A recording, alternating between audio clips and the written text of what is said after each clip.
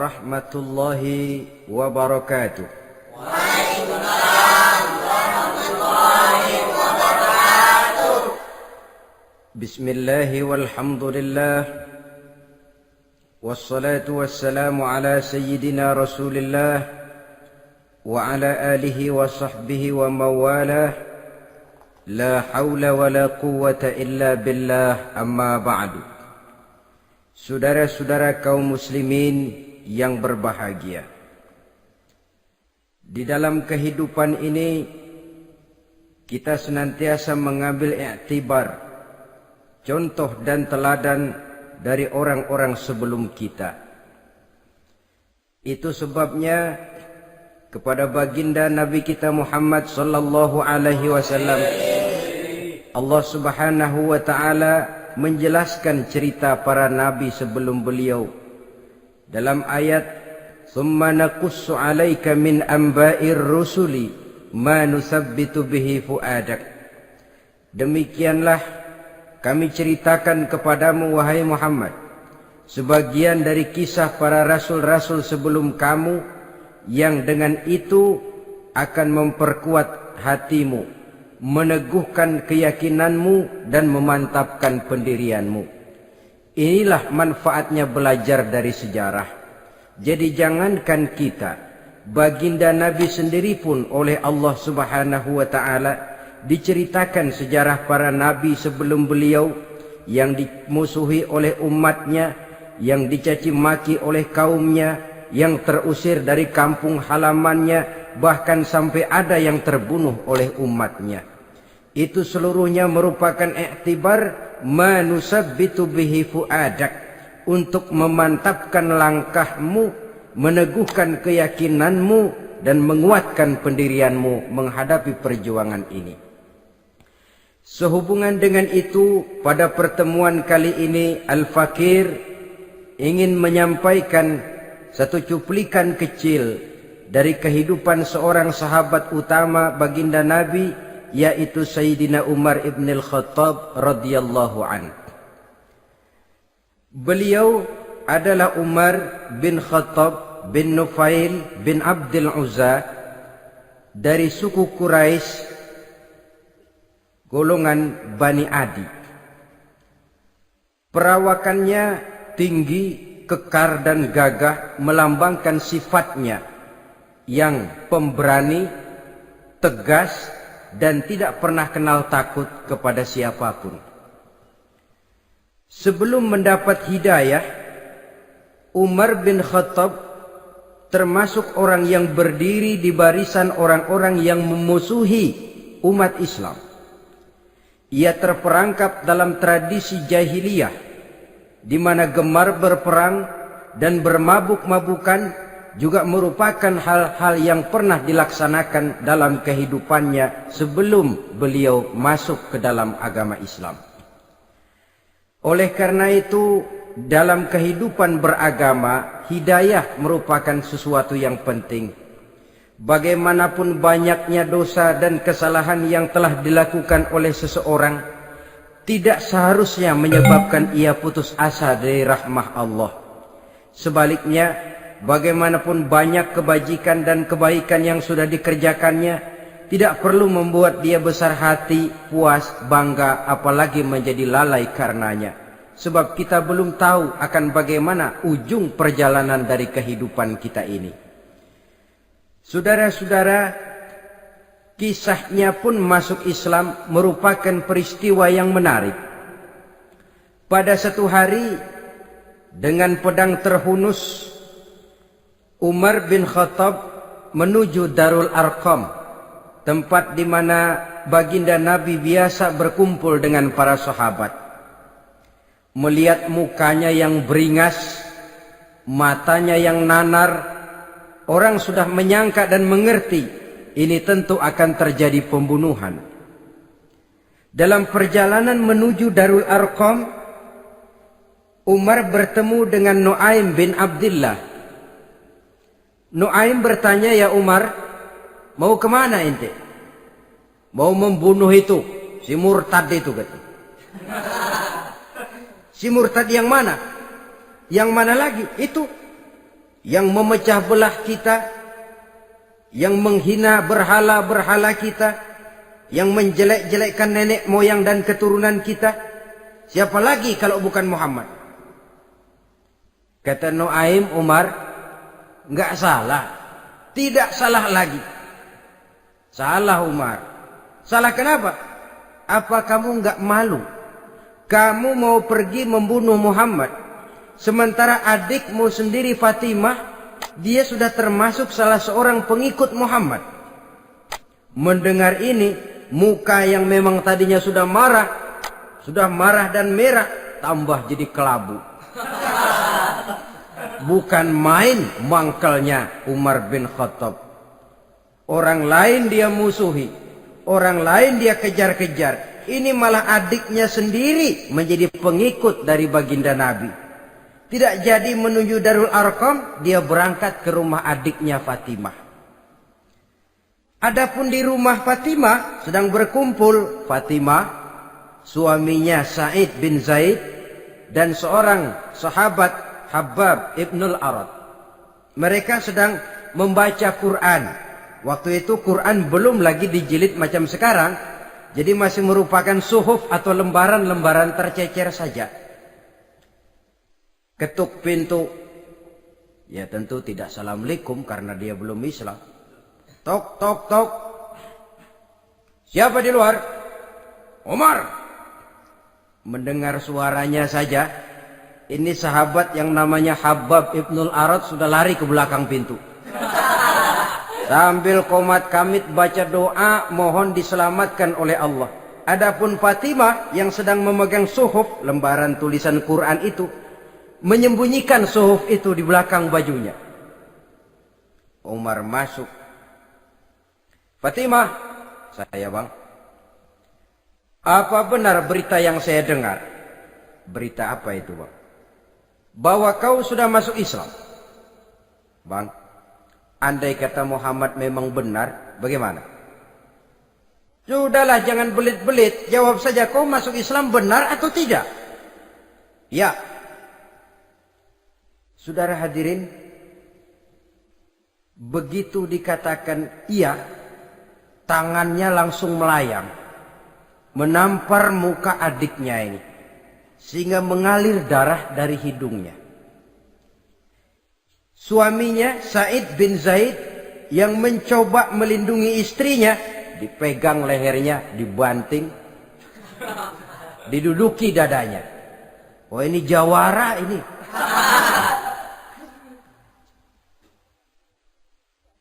Namun pada saat sedemikian, suara kebenaran terpantul dari mulut Fatimah, adik dari Umar bin Khattab ini. Umar, apakah engkau memukul orang yang bersaksi bahwa tidak ada Tuhan melainkan Allah dan Muhammad Rasulullah? Apakah engkau menganiaya seseorang yang terpanggil untuk mengikuti kebenaran? Manusia macam apa engkau, Umar? Saudara, memang dia orang keras, tapi hatinya mudah menerima kebenaran. Sehingga mendengar kalimat adiknya ini tercenung dia sejenak, melongo, bengong kata anak sekarang. Ini kalau tidak karena keyakinan yang mantap, tidak mungkin orang ini, anak adik saya ini bicara macam begini. Umar, mengapa engkau memukul orang yang bersaksi bahwa tidak ada Tuhan melainkan Allah dan Muhammad Rasulullah? Mengapa engkau pukul orang yang mengikuti kebenaran, menerima hidayah dari Allah? Begitu yakin dan mantapnya, walaupun di tengah satu hal yang sangat menakutkan. Siapa yang tidak takut orang Quraisy berhadapan dengan Umar bin Khattab yang dikenal sebagai singa padang pasir pada waktu itu? Malahan dia termasuk salah seorang jagoan di tradisi masyarakat jahiliyah itu. Ada satu pasar yang namanya pasar Ukaz. Tiap tahun di pasar itu diadakan pesta. Pertama pertandingan syair. Jadi penyair waktu itu jadi kebanggaan. Syair-syair yang menang itu digantung di dinding Ka'bah. Jadi setiap suku akan bangga kalau mempunyai ahli syair yang hebat. Nah, lalu diadakan juga lah perlombaan balap kuda, memanah, termasuk gulat. Lah Umar ini tiap kali pertarungan mesti menang. Belum pernah ada yang berhasil mengalahkan dia. Jawara. Saudara-saudara, mendengar adiknya begitu mantap hatinya. Apalagi ketika adiknya berkata begitu, suhuf, lembaran yang disembunyikan di belakang bajunya tersembul. Apa yang kau sembunyikan di balik bajumu itu? Suhuf. Apa suhuf itu? Lembaran Al-Quran. Coba saya lihat. Enggak boleh. Kenapa? Kamu kotor. Orang kotor tidak boleh megang Quran. Saya mau lihat. Enggak boleh. Kalau kamu mau lihat, mandi dulu. Diturutinya permintaan adiknya itu. Lalu diambilnya suhuf tadi. Dia baca. Kebetulan ayat yang dibacanya, ayat pertama dari surah Toha, yang berlanjut dengan ayat 14 pada surah yang sama. Dia baca. Bismillahirrahmanirrahim. Toha. Ma anzalna ilaikal Qur'ana litashqa. Illa tazkiratan liman yakhsha. Taha, tidaklah aku turunkan Al-Quran ini untuk bikin sukar manusia, melainkan merupakan pengingat bagi orang-orang yang takut kepada Allah. Lalu pada ayat ke-14, Innani anallahu la ilaha illa ana fa'budni. Sesungguhnya akulah Allah, tidak ada Tuhan melainkan aku, maka hendaknya hanya kepadakulah kamu menyembah. Wa aqimis sholata li dzikri, dirikanlah salat untuk mengingat aku. Innas sa'ata atiyatun akadu ukhfiha litujza kullu nafsin ma tas'a. Sesungguhnya kiamat itu pasti akan datang, yang sengaja waktunya kami tidak beritahukan kepada kamu semua, untuk kami balas segala setiap orang tentang apa saja yang telah mereka lakukan dalam kehidupan di dunia ini. Setelah membaca ayat ini, gemetar tangannya. Ah, ini sih nggak main-main ini. Ini belum pernah saya baca ajaran semacam ini. Tidak patut orang yang mempunyai kitab suci semacam ini dimusuhi. Ini sesuatu yang benar, tergetar jiwanya. Hei, Fatimah, Muhammad di mana Muhammad? Saya tidak akan memberitahu kepada kamu. Di mana? Saya tidak akan memberitahu. Lebih baik kau bunuh saya kalau memang maksudmu mau mencelakakan Muhammad. Sama sekali saya tidak akan mencelakakan dia, Fatimah. Kasih tahu saja, di mana dia? Darul Arqam. Bergegas dia menuju Darul Arqam. Di dalam Nabi memang sedang kumpul dengan para sahabat. Termasuk ada Sayyidina Hamzah yang juga terkenal jawara juga. Ketuk pintu. Ketuk pintu. Siapa di luar? Umar. Di dalam ini geger sebagian sahabat. Umar datang ini pasti bencana. Umar datang, wah, kalau istilah kampung, kerok dan urusannya. Tapi baginda Nabi menenangkan mereka. Tenang. Mudah-mudahan ada hikmahnya. Sayyidina Hamzah tampil. Bukakan dia pintu. Kalau niatnya baik, kita terima. Kalau niatnya tidak baik, saya paling depan. Dibukakan pintu. Begitu dibukakan pintu, Umar masuk merangkul baginda Nabi.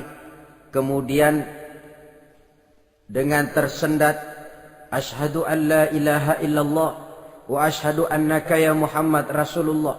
Saya bersaksi tidak ada Tuhan melainkan Allah, dan saya bersaksi bahwa engkau hai Muhammad adalah utusan Allah. Sahabat takbir semua. Allahu Akbar, Allahu Akbar. Kegembiraan meliputi suasana ketika itu. Kenapa? Karena sebelumnya dikala Umar belum masuk Islam, dia merupakan ganjalan yang paling dikhawatirkan oleh umat Islam. Setelah dia masuk Islam, jelas merupakan satu keuntungan yang sangat besar. Dan dia tertarik kepada Islam bukan karena bujuk rayu orang, tidak karena diberikan harta, tidak karena diiming-iming oleh kedudukan tinggi, tapi karena kebenaran, hidayah menembus hatinya melalui wasilah ayat dalam surah Thaha yang dibacanya melalui suhuf yang dipegang oleh adiknya tadi. Sejak saat itu berubah 180 derajat Umar bin Khattab radhiyallahu anhu. Tetapi tetap dengan sifatnya keras, tegas, dan tidak pernah kenal takut kepada siapapun. Cuma kalau sebelum Islam, dia kerasnya kepada Islam. Setelah dia masuk Islam, muter arah. Kepada siapapun yang memusuhi Islam, dia bersikap keras, tegas, dan tidak pernah kenal takut. Bahkan setelah beliau masuk Islam, satu hari ketika di Darul Arqam kumpul-kumpul, waktu itu Nabi belum berdakwah secara terbuka karena pengikut masih sedikit. Sayyidina Umar usul, "Ya Rasul, ada apa Umar? Alasna 'alal haq fi mamatina wa mahyana?" Ya Rasul, bukankah kita ini berdiri di atas sesuatu yang benar? Bukankah mati kita, hidup kita untuk melaksanakan sesuatu yang benar? Bala ya Umar, betul Umar. Wallazi nafsi biyadih, innakum la'alal haq in muttum wa in huyitum. Demi Allah Umar, kata Nabi, sesungguhnya kamu dan kita semua berdiri di atas kebenaran, hidup ataupun mati. Setelah mendapat jawaban begini, Umar masuk kepada tujuan pembicaraannya. Izan ya Rasul, fa fimal ihtifa. Kalau memang begitu ya Rasul, kalau memang kita yakin kita berdiri di atas kebenaran, kita hidup karena kebenaran, kita mati pun memperjuangkan kebenaran, fa fimal ihtifa. Kenapa mesti ngumpet-ngumpet? Kenapa harus sembunyi-sembunyi? Wallazi ba'asaka bil haqq, demi Allah ya Rasul, la takhrujanna wa la nakhrujanna ma'ak. Tuhan harus keluar menyampaikan Islam ini secara terbuka, dan kami akan mendampingi Tuhan dengan segenap jiwa dan raga. Sekali masuk Islam gak tanggung-tanggung. Yang kayak begini ini yang kita perlukan sekarang ini. Begitu masuk Islam gak tanggung seluruhnya, jiwa dan raganya masuk Islam. Beliau yang pertama kali mengajukan ide, kenapa harus dakwah sembunyi ya Rasul? Wong kita berdiri di atas kebenaran, memperjuangkan sesuatu yang hak. Kalau kita mati, kita pun mati membela kebenaran. Kenapa mesti fafimal ikhtifa? Kenapa harus sembunyi-sembunyi? Mulai sekarang mari keluar ya Rasul, saya akan dampingi Tuhan, nyawa taruhannya. Saudara hadirin yang saya hormati, selalu dia tempat-tempat yang pernah dia melaksanakan maksiat sebelum dia Islam, selalu dia kunjungi sampai dia berkata, tidak ada tempat yang pernah saya melakukan kesalahan sebelum saya Islam yang harus saya tutupi dengan kebajikan setelah saya Islam sekarang ini. Bahkan ada satu riwayat menjelaskan beliau itu yang tinggi badannya, kekar perawakannya, gemetar orang ngadepin dia. Tapi beliau sendiri sangat mudah gemetar kalau sudah mendengar ayat-ayat Allah. Sehingga ada satu riwayat menjelaskan Sayyidina Umar itu setelah masuk Islam, kalau sholat kadang-kadang bila menoleh ke kanan beliau senyum, bila menoleh ke kiri beliau menangis berurai air mata. Ada orang bertanya, ya Umar, kenapa menengok ke kanan kau senyum, ke kiri kau menangis? Itulah kalau saya ingat jahilnya saya sebelum Islam. Adapun bila saya menoleh ke arah sebelah kanan saya tersenyum, teringat betapa dulu saya membuat berhala dari korma. Saya tumpuk-tumpuk, saya susun begitu.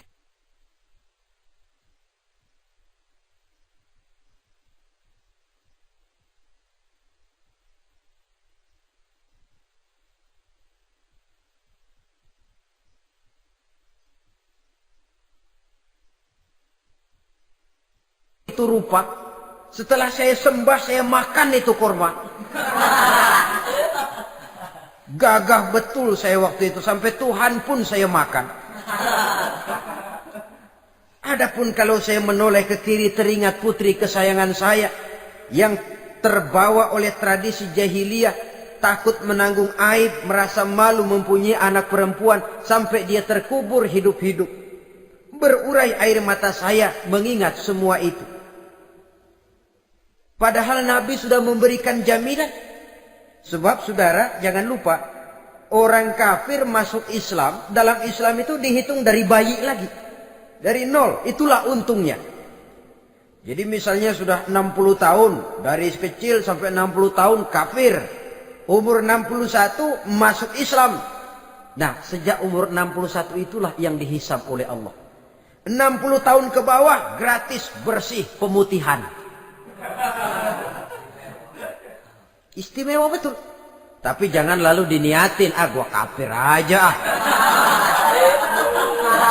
Nanti sudah tua-tua mau giliran mati baru Islam. Nah, itu diniatin lain. Ini yang karena faktor hidayah, saudara-saudara. Nah, cintanya kepada baginda Nabi luar biasa. Dalam setiap pertempuran beliau selalu di front terdepan. Bahkan demikian cintanya sampai ketika hari di mana baginda Nabi wafat, saudara-saudara. Disampaikan berita wafat Nabi kepada Umar ini. Ya Umar, baginda Nabi sudah wafat. Kamu ngomong apa? Baginda Nabi sudah wafat. Bukan sedih, nyabut pedang, keluar matanya melotot. Siapa yang bilang Muhammad mati, saya tabas batang lehernya. Begitu cintanya beliau kepada baginda Nabi, sampai-sampai nggak menerima kalau Nabi wafat. Taruhlah nggak bisa mati bersamaan, bolehlah mati beriring-iring saja barangkali maksudnya. Saudara-saudara, cabut pedang, kelayaban kemana-mana. Ayo, siapa ngomong Muhammad mati, saya tabas batang lehernya. Sampai bertemu dengan Sayyidina Umar, Sayyidina Abu Bakar. Di tempat orang banyak, Sayyidina Abu Bakar yang bijaksana ini pidato. Ayuhan nas, man kana ya'budu Muhammadan fa inna Muhammadan qad mata. Wa man kana ya'budu Allah fa inna Allah hayyun la yamut. Wahai manusia, barang siapa yang menyembah Muhammad, maka Muhammad sudah mati. Tetapi barang siapa yang menyembah Allah, Allah akan hidup selamanya dan tidak akan pernah mati. Mendengar pidato ini, Sayyidina Umar sadar bahwa sebenarnya yang tidak bisa mati itu cuma Allah. Bagaimanapun agungnya baginda Nabi, besarnya baginda Nabi, tinggi akhlak budi pekertinya Nabi, cintanya beliau kepada Nabi, toh Nabi manusia. Dan manusia harus mati. Kemudian dibacakan surah Ali Imran ayat 144. Wa ma Muhammadun illa rasul qad khalat min qablihi rusul afa immata aw qutilan qalabtum ala aqabikum. Muhammad tidak lain daripada manusia, telah datang kepadanya rasul. Apakah jika ia mati engkau kembali menjadi murtad atau mundur ke belakang? Mendengar ayat ini dibacakan, Sayyidina Umar sadar, berurai air matanya, menangis dalam kesedihannya. Ini cintanya yang demikian tinggi kepada baginda Rasulullah sallallahu alaihi wasallam. Begitulah seluruh kesalahan yang dia lakukan pada saat sebelum dia masuk Islam, berusaha dia tutupi dan dia tebus dengan segala kebaikan, pengabdian, perbuatan soleh setelah dia masuk Islam. Sehingga diajarkan oleh baginda Nabi, ittaqillaha haitsu ma kunta wa atbi'i sayyi'atal hasanata tamhuha wa khaliqin nasa bi khuluqin hasanin. Bertakwalah kamu kepada Allah, kata Nabi, dimanapun saja kamu berada. Jadi takwa tidak kenal tempat. Dimanapun saja kamu berada, bertakwalah kepada Allah.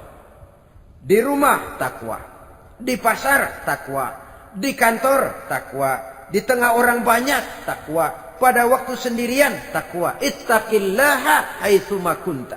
Bertakwalah kau kepada Allah dimanapun saja kamu berada. Jangan takwa pakai tempat. Di masjid takwa, di kantor nyolong. Itu tidak haitsu makunta. Yang diajarkan oleh Nabi, dimanapun kamu berada, bertakwalah kepada Allah. Wa atbi'i sayyi'atal hasanah tamhuha. Dan iringi perbuatanmu yang salah dengan kebaikan. Jadi kalau satu saat terselip kita berbuat salah, cepat iringi dengan kebaikan. Tamhuha, dengan harapan kebaikan yang kita kerjakan akan menutupi dosa yang terselip kita lakukan. Ngomongin orang, astagfirullahalazim. Banyak istighfar. Istighfarnya mudah-mudahan bisa nutupin dosa karena ngomongin orang. Tapi jangan lalu tambah sulap. Ngomongin orang istighfar. Terus ngomongin lagi istighfar lagi. Itu tentu tidak bisa dengan cara begitu. Barangkali terselip pernah mengambil harta orang tanpa alasan yang hak. Imbangi dengan rajin sedekah misalnya. Barangkali pernah menyakiti hati orang, imbangi dengan perbuatan yang bisa menyenangkan hati orang lain. Itu namanya mengiringi perbuatan yang bersifat salah dengan kebajikan. Ini yang dilakukan oleh Sayyidina Umar. Setiap pelosok hampir dia datangi. Tempat-tempat di mana dia pernah melakukan kesalahan sebelum Islam, di sana dia tegakkan kebajikan dan kebaikan. Kegagahannya, keperkasaannya, keberaniannya sepenuhnya bulat-bulat sudah diwakafkan untuk kepentingan Islam. Saudara hadirin yang saya hormati, diperlukan orang-orang yang punya keberanian macam Sayyidina Umar.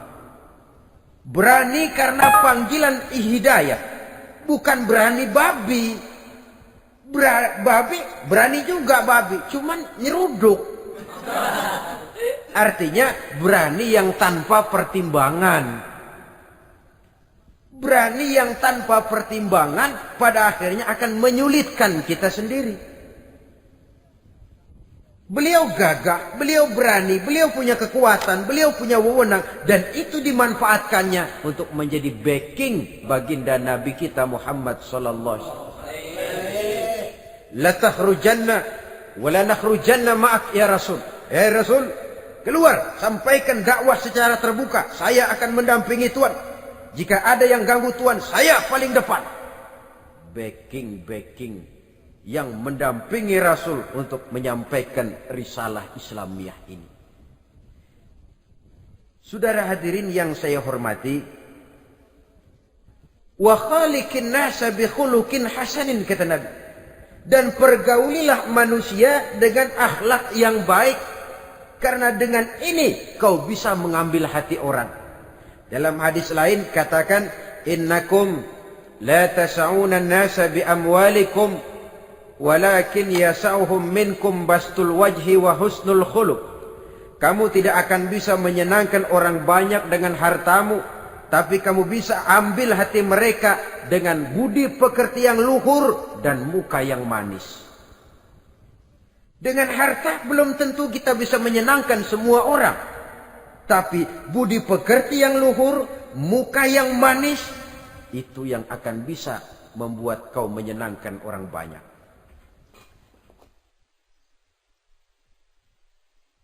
Setelah baginda Rasul wafat, pernah ketika berkumpul, Sayyidina Abu Bakar berkata kepada Sayyidina Umar, "Ya Umar, saya baiat kamu untuk menjadi khalifah." Jawab beliau, "Sayalah yang akan membaiat Tuan. Tapi Anda lebih utama dari saya Umar. Keutamaan saya akan saya berikan kepada Tuan untuk mendukung kekhalifahan Tuan." Di sini kelihatan wataknya yang tidak ambisius. Gagah, berani, perkasa, tapi tahu diri. Enggak nyelonong. Tidak menggunakan kekuasaannya, kegagahannya untuk maksud yang sewenang-wenang. Oleh karena itu setelah Sayyidina Abu Bakar wafat, beliau dilantik menjadi khalifah, keluarlah pidatonya yang terkenal. Ayuhan nas, inni qad wullitu alaikum walastu bi khairikum. Hai manusia, aku telah dipilih menjadi pemimpin kamu. padahal aku bukanlah orang yang terbaik di antara kamu. Kalau tidaklah karena aku melihat keutamaan, keteguhan yang dapat melindungi kalian, berat rasanya aku memikul amanah ini. Sebab apa? Alangkah beratnya menunggu datangnya perhitungan di akhirat nanti terhadap Umar. Ini yang jadi motifnya memegang jabatan khalifah. Sungguh berat bagi Umar menunggu datangnya saat perhitungan. Sehingga seolah-olah kalau bisalah jadi Umar bin Khattab saja, jangan jadi khalifah kalau bisa. Tapi moya umat sudah kadang memilih. Sehingga benar kalau dalam satu hadis Nabi pernah mengajarkan jangan memberikan satu jabatan kepada orang yang memintanya. Sebab orang kalau sudah minta jabatan, apalagi pakai jilat-jilat, pakai upeti-upeti, tentu ada tendensinya. Ada batu di balik udang. Kalau udang di balik batu kan mungkin nggak kelihatan, tapi kalau batu di balik udang kelihatan betul itu. Ada maunya, ambisinya. Jangan memberikan satu jabatan kepada orang yang memintanya. Seakan di batinnya Sayyidina Umar menyesali. Kenapa Umar nggak jadi Umar saja, kok mau jadi khalifah gitu. Alangkah berat perhitungan buat saya di akhirat nanti. Nah, setelah jadi khalifah, sebagai satu i'tibar, saya akan mencoba mengemukakan beberapa sifatnya yang menonjol untuk pelajaran buat kita semua. Pertama, sikapnya terhadap keluarganya setelah beliau menjadi khalifah. Kedudukan sebagai keluarga Umar bin Khattab bukan merupakan kedudukan istimewa. Itu ditanamkan betul kepada keluarganya. Jangan karena bapakmu khalifah, lalu mentang-mentang anak khalifah kau merasa dapat fasilitas, merasa bisa berbuat semau-maumu, kau harus punya tanggung jawab dan beban moral, memberikan contoh yang lebih baik kepada rakyat. Ini yang ditekankan kepada keluarganya. Kalau beliau mau mengeluarkan undang-undang, undang-undang itu lebih dahulu dibicarakan di tengah keluarganya, kumpul anak-anaknya, ini akan ada undang-undang begini. Siapa di antara kalian mau mentaati, persilakan, yang tidak pun persilakan. Tapi saya ingatkan, kalau ada dari keluarga Umar yang melanggar peraturan yang saya keluarkan ini, saya akan menghukumnya 2 kali lipat karena dia keluarga saya. Menghukumnya 2 kali lipat karena dia keluarga saya. Jadi bukan mentang-mentang anak babe, lalu kebal hukum. Tidak. Siapa yang di antara kalian melanggar peraturan ini, akan aku kenakan hukuman 2 kali lipat karena dia keluargaku. Nah, saudara hadirin yang saya hormati, lalu berwibawa, dijaga betul keluarganya. Suatu hari beliau datang ke rumah putranya Abdullah bin Umar. Ketika masuk dilihatnya Abdullah bin Umar sedang makan daging. Makan daging. Merah muka Umar. Mentang-mentang anak khalifah ya. Mentang-mentang anak Amirul Mukminin ya, kamu makan daging. Lihat tuh rakyat kita masih banyak yang kelaparan, makan daging, makan roti keras. Padahal itu halal. Sesuatu yang diperoleh dengan usahanya sendiri. Tetapi begitu hati-hatinya Umar untuk menjaga pandangan orang. Keluarga khalifah merupakan beban moral sebab akan dijadikan contoh oleh rakyatnya. Mentang-mentang anak khalifah ya makan daging. Lihat tuh rakyat, roti keras digarotin. Lain saat beliau pergi ke satu pasar. Di situ dilihat ada sapi gemuk-gemuk. Tempat lain sapinya kurus-kurus. Tanya, ini yang gemuk-gemuk sapi siapa? Sapi Abdullah bin Umar. Sapi anaknya. Panggil Abdullah bin Umar, suruh sini. Datang anaknya itu. Abdullah bin Umar, bagaimana ceritanya sampai ini? Begini, Bapak. Dahulu itu dengan uang saya beli sapi kurus-kurus. Lalu saya rawat. Saya berikan upah orang untuk merawat sapi-sapi itu. Sampai sekarang dia menjadi gemuk. Akan saya jual dan keuntungannya tentu sesuatu yang halal. Subhanallah, kata Umar. Kau ini anak Amirul Mukminin. Jual sapimu. Ambil modalnya, untungnya, masukkan Baitul Mal untuk urus kepentingan orang Islam. Dia nggak mau anaknya terlibat bisnis, ndompleng kekuasaan ayahnya. Karena mentang-mentang anak khalifah lalu segala macam bisnis lancar. Orang takut karena apa? Anak babe. Ada lagi. Pada waktu pembagian harta ghanimah, putri beliau yang namanya Hafsah, ini adalah istri baginda Nabi, meminta bagian. Kaum kerabat ayah, ini kerabat khalifah, kitalah dulu kerabat. Kalau kau kerabatku, maka jatahmu nanti dari ayahmu. Harta ini masih lebih banyak dibutuhkan oleh orang-orang Islam. Nanti belakangan, kalau ada sisanya. Belakangan kalau ada sisanya. La haula wala quwata illa billah.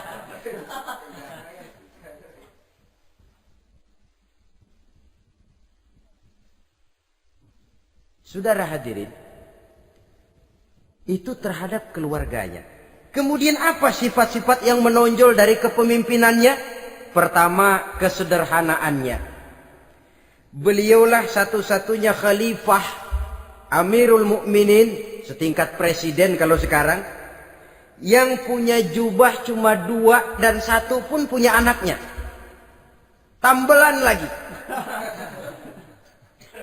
Pernah sholat Jumat terlambat. Beliau naik mimbar untuk khutbah, sebelumnya minta maaf dulu. Saudara-saudara, maaf saya terlambat nungguin baju kering. Seorang khalifah nungguin baju kering. Sederhana dalam kehidupannya. Mari kita ambil satu cerita lagi. Pada waktu beliau jadi khalifah, yang diangkat jadi gubernur di Mesir adalah Amr bin As. Amr bin As hidupnya lebih mirip kaisar. Istananya besar, pakaiannya bagus-bagus.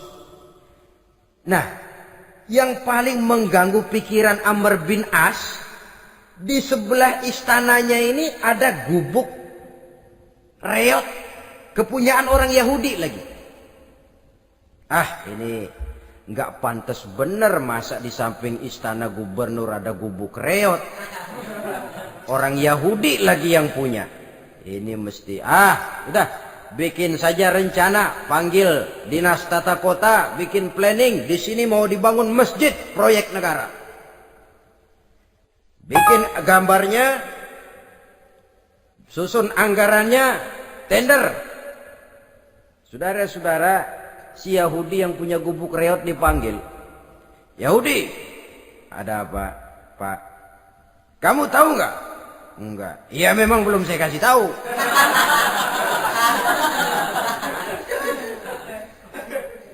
Ada apa, Pak? Itu kamu punya gubuk. Tahu? Kena proyek. Proyek apa, Pak? Kami mau bangun masjid besar di situ. Dan tidak sesuai ada gubuk reot di samping tempat gubernur. Jadi maksud Bapak, gubukmu, tanah-tanahnya mau saya bebaskan.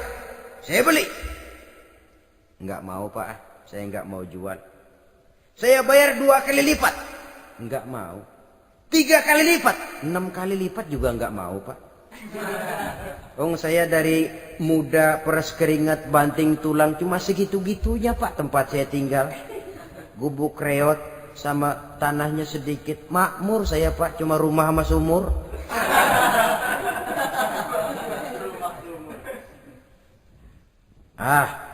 Ini Yahudi kelewatan juga. Akhirnya turun perintah, sudah, kalau dia nggak mau dibebaskan, gusur saja, tarik, ambil bulldozer. Digusur. Yahudi ini berurai air matanya. Aduh, begini jadi rakyat kecil, udah jatuh ketiban ember lagi. Tapi pikir-pikir Amr bin As kan bukan yang paling atas. Dia kan cuma pejabat, masih ada atasannya lagi. Lapor lapor. Yahudi ini berangkat ke Madinah. Bayangkan dari Mesir ke Madinah. Jalan. Di sepanjang jalan dia berpikir membanding-banding. Kalau gubernurnya saja istananya begitu mewah, apalagi khalifahnya. Kalau gubernurnya galak main gusur, apalagi khalifahnya. Dan saya bukan orang Islam, apa dia lemin ngadu? Apa dapat tanggapan? Berangkat dia sambil harap-harap cemas. Sampai di pintu kota Madinah, dia temui orang lagi tidur di bawah pohon korma. Selamat siang, Pak. Ada apa? Pak. Apa? Mau lapor. Lapor apa? Bapak tahu Khalifah Umar bin Khattab? Tahu? Istananya di mana, Pak? Istananya di atas lumpur. Di atas lumpur. Di atas lumpur. Pengawalnya banyak, Pak. Banyak. Siapa, Pak? Yatim piatu, janda-janda tua, orang-orang miskin, orang-orang lemah, itu pengawalnya. Pakaian kebesarannya apa sutra apa, Pak? Pakaian kebesarannya malu dan takwa. Saya nggak ngerti, Pak. Itulah Umar bin Khattab. Lalu orangnya sekarang di mana, Pak? Di depan ente. Rupanya yang dia tanya itulah orangnya. Gemeter Yahudi ini, keringat bercucuran. Coba, istananya di atas lumpur. Sebab beliau berprinsip, bagaimana saya bisa menghayati nasib rakyat kalau saya tidak merasakan apa yang mereka rasakan? Bagaimana saya nggak bisa tahu sakitnya lapar kalau saya belum pernah kelaparan? Itu prinsipnya. Istananya di atas lumpur. Para pengawalnya yatim piatu, janda-janda tua, orang-orang miskin, orang-orang lemah dan tidak mampu. Dan pakaian kebesarannya malu dan takwa. Kamu dari mana? Dari Mesir, Pak. Ada apa? Mau laporan gubernur Bapak di Mesir yang namanya Amr bin As. Kenapa? Main gusur aja, Pak. Ceritanya? Iya, dia mau bangun masjid. Kebetulan di areal itu saya punya tanah sama gubuk segitu-gitunya. Saya nggak mau dibeli, digusur, Pak. Saya mau mencari keadilan.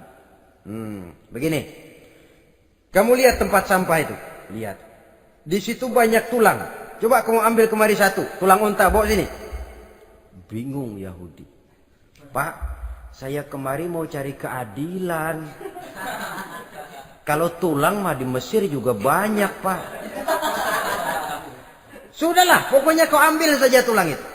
Dicoker-coker, dapat, dikasih. Tulang itu digaris lurus oleh Sayyidina Umar dengan ujung pedang. Red. Nah, kau bawa kepada Amr bin As. Makin bingung itu Yahudi. Suruh bawa tulang cuman digaris. Nanti saya ngomong apa, Pak? Sudahlah, kasih saja. Pulang dia. Sampai di Mesir. Tuan Gubernur, ada apa? Saya baru menghadap khalifah. Kemudian beliau sampaikan ini, dikasih tulang.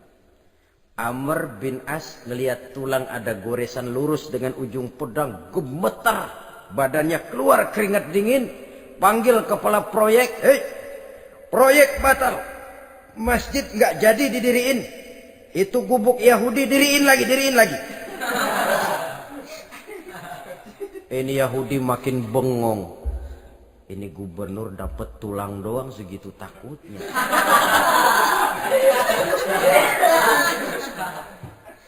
Ada apa sebenarnya, Tuan Gubernur? Kamu tahu? Ini nasihat pahit buat saya dari Amirul Mukminin Umar bin Khattab.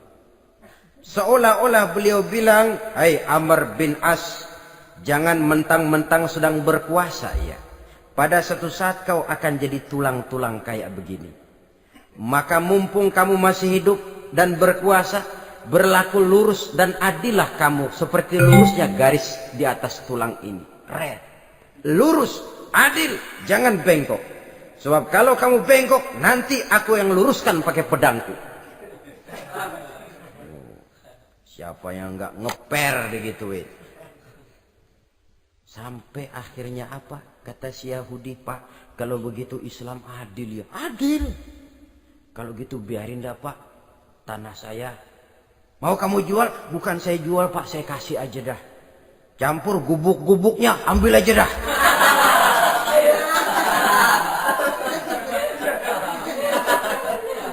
Masuk Islam si Yahudi ini oleh karena keadilan dari Umar bin Khattab.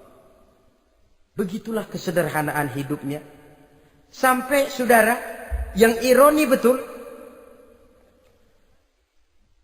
pernah Utsman bin Affan, Ali bin Abi Thalib, Thalhah dan Zubair kumpul mendengar berita bahwa Sayyidina Umar ini punya hutang. Bayangkan, seorang khalifah untuk melangsungkan hidupnya sampai punya hutang. Padahal Baitul Mal di bawah kekuasaannya. Berunding Utsman, Ali, Thalhah, Zubair. Kalau kita langsung ngomong sama Umar nggak enak dong, dia nggak bakalan terima. Lewat putrinya aja, Hafsah. Baik. Hafsah ngomong sama Umar, Abah, kenapa? Bagaimana kalau honor Abah ditambah, ditingkatkan supaya hutang bisa ketutup? Hafsah, saya Abah. Siapa yang nyuruh kamu ngomong begitu? Enggak ada. Ada. Saya tahu ada ini. Kalau enggak ada kamu enggak mungkin ngomong begitu. Tapi orangnya kalau saya tuntut mereka mungkin enggak mau. Sekarang saya mau tanya Hafsah. Kau kan istri Rasul. Betul. Nah, saya mau tanya. Suamimu makanannya apa? Daging? Bukan.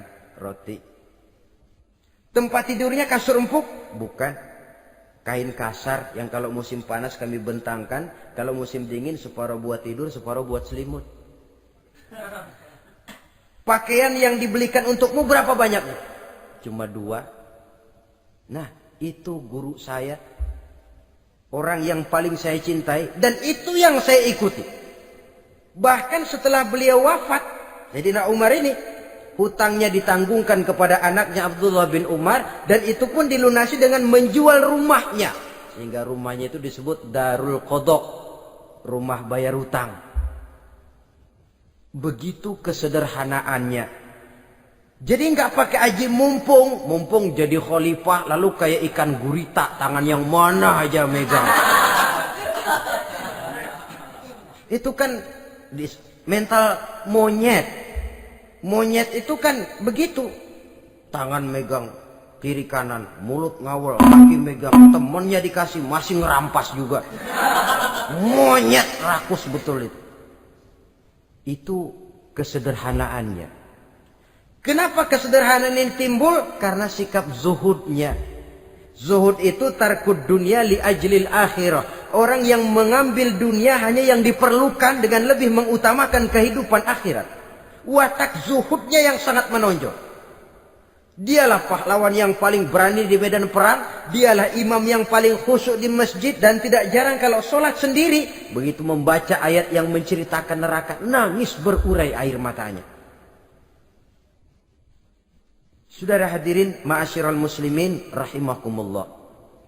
Jadi kesederhanaan dan kezuhudan ini bukan lewat teori disampaikan oleh Umar. Bukan lewat penataran seluruh aparat, tidak. Lewat contoh konkret, inilah saya. Contoh sederhana dan zuhud. Bagaimana saya akan bisa merasakan penderitaan ini kalau saya sendiri tidak pernah menderita? Bagaimana saya akan tahu sakitnya lapar kalau saya belum pernah kelaparan? Maka tanpa penataran, tanpa upgrading segala macam, berhasil karena prinsip keteladanan. Beliau jadi contoh utama. Dan sumber utamanya tentu tidak lain karena contoh dari baginda Nabi besar Muhammad sallallahu alaihi wasallam. 2, sederhana, yang kedua zuhud. Yang ketiga, sifat yang menonjol dari kekhalifahannya adalah adil. Kalau sudah bicara soal hukum, dia tidak pernah kenal kompromi. Adalah seorang pemuka Nasrani masuk Islam. Namanya Jabalah bin Aiham. Ketika dia bikin haji, kain ihramnya keinjak orang Arab yang hitam. Badui. Jengkel. Dia merasa bekas tokoh. Enak aja nih orang udah jelek nginjak lagi. Ditempeleng orang tadi. Orang ini lapor kepada Umar. Panggil Jabalah bin Aiham. Panggil. Kau ditampar? Betul Khalifah. Tampar dia. Tampar lagi. Dipukul orang itu. Di depan Sayyidina Umar. Jadi tidak karena kau ini bekas kepala suku, kau ini bekas orang terhormat, lalu ada kebijaksanaan yang tidak bijaksana. Kebijaksanaan yang akhirnya jadi tidak bijaksana. Dan itu memang sudah dimulai dengan memblokir keluarganya. Tidak satu keluarganya pun yang boleh mempunyai perasaan bahwa menjadi keluarga khalifah merupakan fasilitas dan keuntungan. Kau jangan makan di atas punggungku. Kau jangan menikmati fasilitas di atas keringatku. Dan tidak ada keinginan mewariskan jabatan khalifah kepada anak-anaknya. Pernah beliau musyawarah. Saya bingung. Kenapa khalifah? Gubernur Kufah ini sulit nyari orang. Diangkat yang lemah, rakyat ngeluh. Diangkat yang keras, rakyat juga ngeluh. Ada calon khalifah. Kalau ini mah nggak salah lagi nih buat gubernur Kufah. Siapa? Abdullah bin Umar. Anak beliau sendiri. Melotot matanya. Jangan macam-macam kau. Cukup satu orang Umar memegang jabatan ini. Kalau berhasil, kami keluarga Umar sudah merasakannya. Kalau gagal, cukup kegagalan seorang Umar. Tidak berusaha mengorbitkan anaknya. Wah, anak babeh diangkat jadi ano. Tidak, malah diblokir. Cari yang lain. Tapi Abdullah bin Umar cukup syarat ya khalifah. Dia orang bertakwa dan soleh. Yang takwa dan soleh bukan cuma anak Umar. Anak orang lain juga banyak yang takwa dan soleh. Itu prinsipnya. Sehingga ketegasannya ini membuat orang jadi sungkan. Dan tidak seorang pun berani kirim-kirim upeti hadiah. Pernah itu ada pejabat dari Azerbaijan kirim makanan. Kue, mending apa? Kue. Gitu dicicipi enak. Enak juga ya kue ini. Enak khalifah. Ini di sana apa makan rakyat biasa? Bukan. Ini makanan orang-orang VIP. Nah, dibungkus lagi itu kue. Dibungkus. Ontamu mana? Di luar. Ambil, bawa pulang, serahkan lagi kepada gubernur di sana, kasih tahu salam dari Umar bin Khattab. Kenyangkan dulu rakyat dengan makanan seperti ini. Kita belakangan. Jadi kalau rakyat lapar, saya orang pertama yang akan merasakan kelaparan. Tapi kalau rakyat makmur, biarlah saya menjadi orang terakhir yang kenyang. Kan bagus prinsip itu. Jikalau rakyat kelaparan, saya akan jadi orang pertama yang merasakan lapar. Tapi kalau rakyat makmur, biar saya jadi orang terakhir yang kenyang. Jangan dibalik. Pada saat rakyat kelaparan, dia kekenyangan. Dan selanjutnya, sikap keadilannya ini, saudara-saudara, menyebabkan hukum lalu jadi berwibawa. Pernah beliau jalan-jalan di lorong kota Madinah. Di tempat yang namanya Harah bersama Aslam. Ada ibu-ibu, anaknya nangis. Lapar ma. Sabar, dikit lagi matang katanya. Emang tuh ibu lagi ngerebus. Bunyi, air ngegulak. Luguk. Umar lihati dari jauh. Belum juga matang. Nih anak dari nangis, lapar, sampai capek nangis, sampai tidur. Anak tidur, Umar samperin. Bu, emang masak apa sih kok nggak bisa matang? Saya nggak masak apa-apa tuan. Itu pating kerubuk apa? Ketika dibuka ya cuma air saja. Subhanallah, ibu sudah ngebohongi anak ibu sendiri. Habis harus bagaimana tuan? Saya sudah nggak punya makanan untuk dimasak. Sementara perut nggak kenal kompromi. Jalan satu-satunya, ya terpaksa anak saya bohongi. Saya bilang sebentar lagi matang sampai dia tidur sekarang ini. Memangnya Khalifah Umar gimana sih ngurusi rakyatnya? Subhanallah, dia orang zalim. Dia yang memegang urusan kami, tapi dia nggak tahu nasib saya. Anak kelaparan, keluarga terlantar. Oh begitu. Iya, zalim betul Umar bin Khattab itu. Kalau begitu ibu tunggu sebentar. Dia pulang bersama Aslam menuju Baitul Mal. Dia ambil tepung 1 karung, dipikul sendiri. Dipikul sendiri, kata Aslam, ya Khalifah biar saya yang bawa. Jangan. Kenapa Khalifah? Apa kau kira kau sanggup mikul dosa saya di akhirat nanti? Biar saya yang mikul sendiri. Dia bawa ke tempat tuh ibu-ibu. Dia masakin sendiri. Nah bu, sudah matang, persilakan masak. Makan. Alhamdulillah Tuan. Mudah-mudahan Allah memberkahi Tuan. Tuan lebih baik dari Umar bin Khattab yang zalim itu. Memang sebenarnya Tuan siapa, kata tuh ibu? Saya. Iya. Saya ya Umar bin Khattab yang ibu bilang zalim itu. Gemetar si ibu. Gemetar si ibu. Tapi memang peka dan menghargai kritik orang. Tidak membungkam setiap orang yang nadanya sumbang atau berbeda. Kadang beliau berkata, saya khawatir karena orang terlalu segan dengan saya, lalu nggak ada yang berani negor kalau saya salah. Kan begitu biasanya. Karena sudah terlalu segan, lalu semuanya orang mau diaminin saja. Asal dibilang nggak benar, marah, jengkel. Lalu disingkirin, maunya diiyain, inge kulonuwun. Oke bos. Beliau bilang, saya khawatir kalau tidak ada orang yang mau menegur kesalahan saya jika saya terlanjur nanti. Tahu-tahu muncul orang, demi Allah, saya akan menegur Tuan dengan pedang saya ini. Cerah mukanya, senyum bibirnya, alhamdulillah, anak muda, saya memerlukan orang macam kau. Yang berani berkata ya terhadap yang benar dan tidak terhadap yang tidak benar, apa dan bagaimanapun resikonya.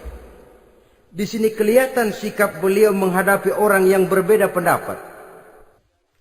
Keadilan, keberanian dan ketegasan, cepat menerima kebenaran merupakan serentetan dari sifat-sifat utama beliau sejak masuk Islam sampai menjadi khalifah yang kedua. Bahkan dengan jasa beliau, Islam kemudian tersebar, menembus dinding Jazirah Arabia, memasuki Bizantium dan Persia, sehingga beliau juga dikenal sebagai periode Al-Futuhat Al-Islamiyah. Nah, saudara-saudara, inilah cuplikan kecil dari kehidupan seorang agung dan besar yang memang sangat terbatas kata-kata untuk melukiskan kebesaran itu. Namun yang secuplik ini mudah-mudahan menjadi sumbangan moral dalam rangka kita memperbaiki diri menuju kehidupan yang lebih baik. Terima kasih banyak atas segala perhatian. Mohon maaf atas segala kekurangan. Usikum wa nafsi bitaqwallah. Wassalamualaikum warahmatullahi wabarakatuh.